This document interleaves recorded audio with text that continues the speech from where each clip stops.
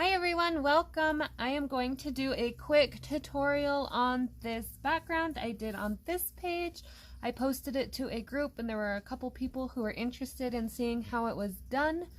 So I made a smaller version. So these are your distressed inks. They come in lots of colors. You can get ink or oxide. Either one works well in coloring books.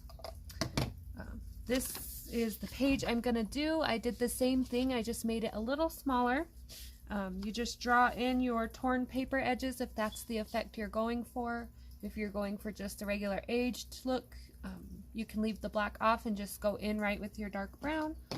So these are the blender brushes, and I got these off Amazon. I did not get the Tim Holtz brand, I just got the cheap blender brush, and it works fairly well for me. I haven't had any problems. You can wash them, so they are like a bristle, and mine's clean. It's stained, but it's clean. So the two colors I'm going to use for this are the Vintage Photo and the Walnut Stain. You don't have to use any water.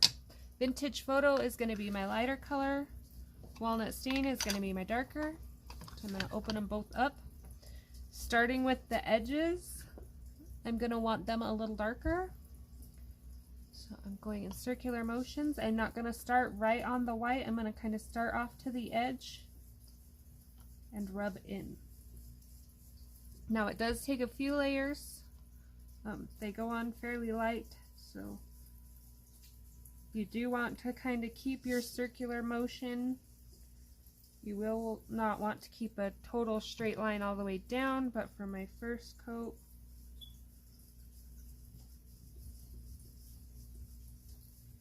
we're just circling in. So what the circling does is kind of makes it a little easier to blend into with that faded edge, just like you would do if you were using a colored pencil.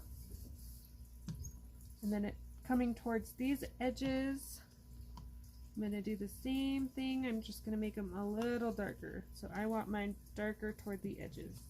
You can do whatever effect you are going for. This is just how I did mine. So just doing the edges, the very edges. If you were going to switch colors from like a yellow to a green or a blue to another color, you would want to clean your brush off really well. Being I am just going from a darker brown to a lighter brown, I'm not that worried about it. Same thing, circular, going in with my lighter color. I do want it a little darker in the corners, and then just faded going in. You can make it as light or as dark as you want. So if you want it real light in the middle,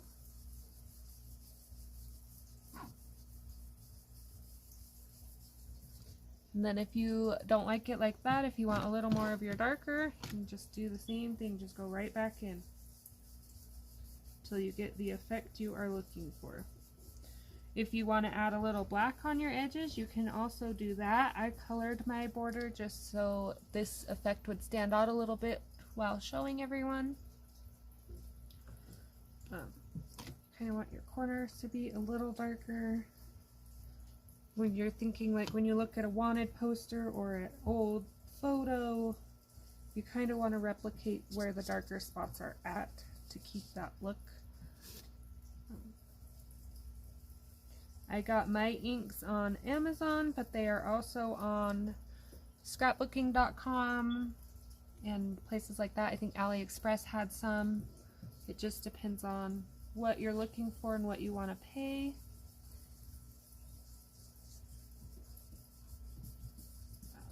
The Amazon does take a little while for you to get your inks. I've heard scrapbooking does okay, coming in fairly quickly, but Amazon did take me a week or so to get my inks in. Some colors come faster than the others. I think the oxides come in faster than the regular ink for whatever reason, but just something to be aware of. So, as you can see, I'm not cleaning my brush. And I'm just going to repeat the process all the way around the paper.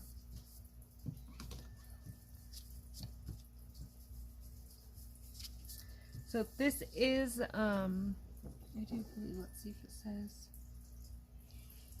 acid-free, non-toxic, adult use only.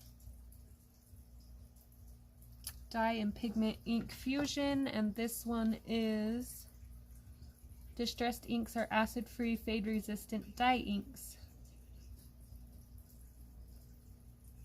But they do stain your hands, so if you get a lot of it on your hands, they do not wash off. So that is my process for how to do that. And then, like I said, if you want to leave a little white in the middle, you can.